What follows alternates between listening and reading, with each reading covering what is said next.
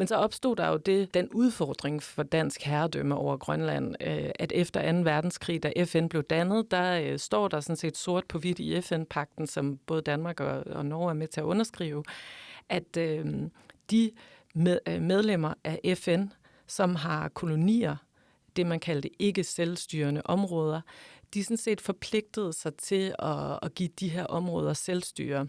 Og det var startskuddet til hele den assimilationsproces, Danmark lavede i Grønland op igennem 1950'erne og 60'erne og endnu længere.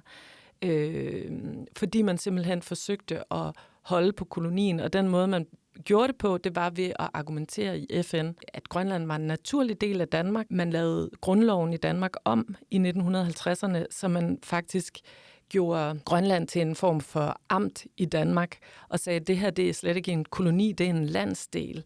Og det var den måde, man valgte at håndtere det på. Det lykkedes også i FN, blandt andet fordi man ikke fortalte FN, at der var store etniske forskelle på Grønland og Danmark, sproglige forskelle. Og man skal huske på det her tidspunkt, at Grønland var jo ikke selv repræsenteret i FN, og FN havde ikke nogen adgang til Grønland. Så alt gik ligesom igennem Danmark. Og det, jeg kan se i min research i forskellige arkiver, også i FN-arkiverne, i forskellige regeringsarkiver i Danmark, det er, at grønlænderne, der er ikke noget, der tyder på, at de vidste, at de havde en ret til selvstyre. Det blev sådan set ikke videreformidlet til grønlænderne. Så de blev indsluset med den nye grundlov i Danmark i 1953.